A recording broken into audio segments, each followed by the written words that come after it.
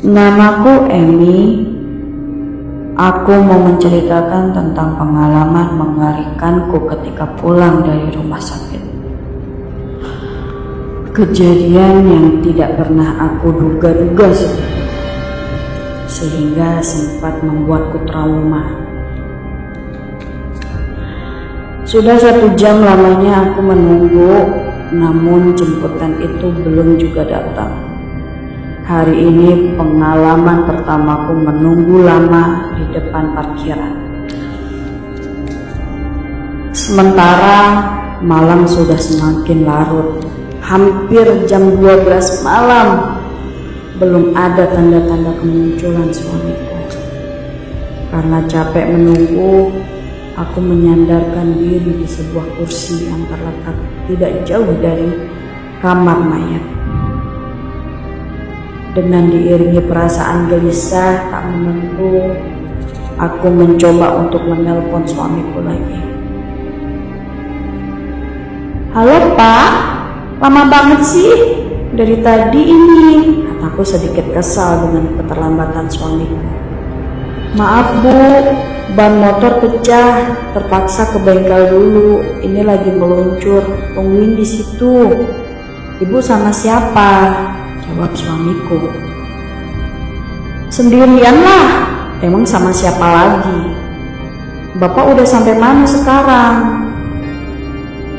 tanyaku lagi. "Setengah jaman lagi lah Bu, sudah nyampe Jati Sawit nih," jawabnya kemudian. Aku sedikit tidak percaya dengan penjelasan suamiku itu. Mana mungkin ban pecah membuatnya terlambat selama itu. Biasanya jam 10:30 sudah sampai, bahkan jam 10 lebih cepat. Jam 10 itu lebih cepat. Kok ini ngaretnya terlalu banget? Jangan-jangan Bapak selingkuh.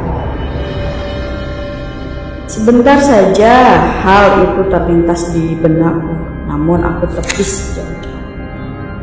Nyatanya suamiku sedang dalam perjalanan menuju ke sini.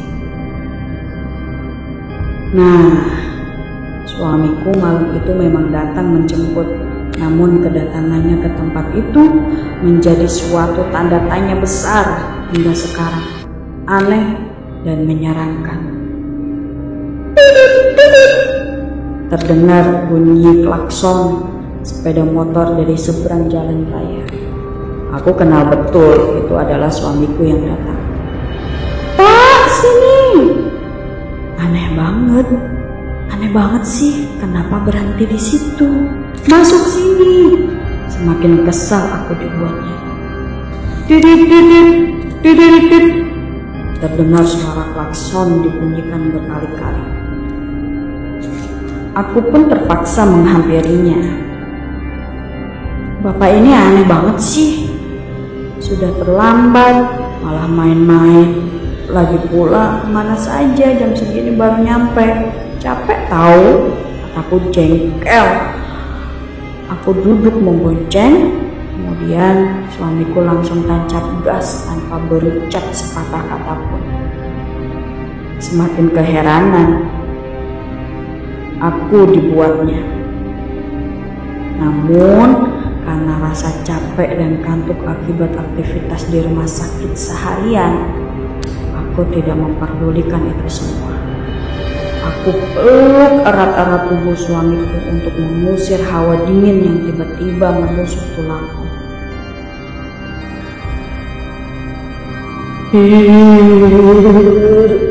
"Dingin banget sih tubuh kamu."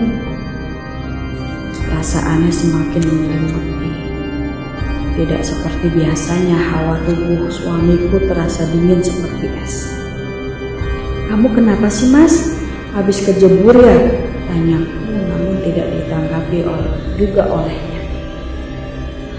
Motor melaju semakin kencang. Tubuhku menggigil dahsyat. Bukan karena hawa dingin yang membaur ke sekujur tubuh, namun karena efek tubuh dari lelaki yang ada di depanku ini. Seandainya saja laju motor tidak sekencang ini, maka sudah dari tadi aku lepaskan pelukanku karena tidak kuat menahan dingin yang bersumber dari badannya. "Mas, pelan-pelan dong, dingin banget nih," kataku memelas, berharap suamiku memperlambat laju kendaraannya. Namun berkali-kali aku ajak bicara, tetap saja dia membisu. Sekedar info, perjalanan pulang dari kota Indramayu ke Jatibarang membutuhkan waktu sekitar 1 jam perjalanan santai. Sudah 1 bulan namanya aku dipindah tugaskan. Kebetulan ke bagian jam malam. Tadinya aku mau ngekos di kota sekalian supaya pulang perginya dekat. Namun suamiku melarangnya. Katanya pemborosan. Makanya dia rela menjemputku tengah malam begini. Oke, kita lanjutkan ceritanya. Pada saat itu jarak perjalanan hampir setengahnya. Namun tiba-tiba saja suamiku menghentikan motornya. "Pak, ngapain kita turun di sini?" tanyaku heran. Kembali dia tidak memperdulikanku. Kesel banget aku dibuatnya. Suamiku kemudian beranjak menuju ke arah pohon besar yang berada di samping badan jalan.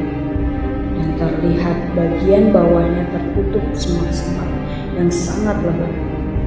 Hampir jam 1 dini hari, aku melihat keanehan yang tidak seperti biasa. Suamiku berdiri tegak mematung di depan pohon yang rindang itu. Perlahan bulu kuduku mulai berdiri. Entah karena takut atau saking dinginnya. Aneh banget sih bapak ini. Ngapain malah berdiri di situ?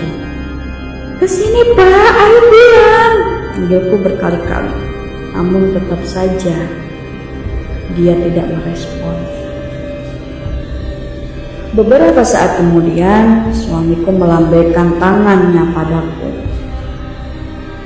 "Tidak mau Pak, Ibu takut." Namun terus saja dia melambaikan tangannya ke arah. Karena penasaran, aku hampiri dia. Aku berusaha menyibak semak-semak yang cukup tinggi, hampir setengah badan. "Bapak, jangan main-main serem tahu." Aku semakin ketakutan. Perlahan-lahan aku melangkah. Agak susah jalan ini dilewati, jadi harus berhati-hati. Aku semakin dekat dengannya. Perlahan mataku menangkap sesosok tubuh yang tergeletak persis di hadapan suami. "Wah, siapa itu?" Aku terpana. Tepat di bawah pohon tampak sesosok tubuh dalam posisi terlungkap. Telangkup mataku memandangi lekat-lekat tubuh yang terkapar itu, mencoba untuk memastikan apa yang sedang aku hadapi saat ini. Dari dekat terlihat punggungnya dan sekujur badannya penuh dengan luka-luka. Tidak mungkin orang tidur dalam keadaan luka-luka begini. Aku mengambil senter, naluri seorang dokter mengajakku untuk memeriksa keadaannya lebih lanjut. "Pak, jangan diam aja, bantu ibu. Ayo angkat, pintaku." Namun kembali ucapanku tidak dipedulikannya. Terpaksa aku melakukannya sendiri dengan susah payah. Akhirnya aku berhasil membalikkan badannya. Sungguh tragis, sekujur tubuh lelaki yang masih mengenakan helm itu penuh dengan luka bacok. Tapi tunggu, sepertinya aku kenal dengan laki-laki ini. Karena saking penasarannya, aku berusaha untuk mengenali wajah lelaki malang itu. Aku buka helm yang menutupi wajahnya. Dan ibu, itu mayatku. Barusan, tepatnya jam 1 yang lalu ada pembegal motor menghadang aku menghadang. Aku melawan, tapi mereka membacokku dengan samurai. Dan motorku dibawanya kabur, ucap suamiku. Aku terkejut dan shock dan tidak percaya melihat kejadian yang aneh ini. Dan setelah berkata seperti itu, suamiku lenyap berikut sepeda motornya. Bapak! Aku menjerit histeris dan lalu tak sadarkan diri. Pagi harinya, aku sudah dikerumuni banyak orang. Kejadian itu terjadi sekitar 2 tahun yang lalu. Sampai saat ini, aku benar-benar tidak percaya kalau suami yang aku cintai pergi mendahuluiku dengan cara mengenaskan. Walaupun pembegal-pembegal itu akhirnya berhasil diringkus aparat kepolisian, namun tetap saja kejadian itu membekas dan tidak akan pernah terlupakan seumur hidupku. Sesosok mayat menghampiriku, menjemput di rumah sakit, dan kemudian memberitahu kalau dia sudah tewas.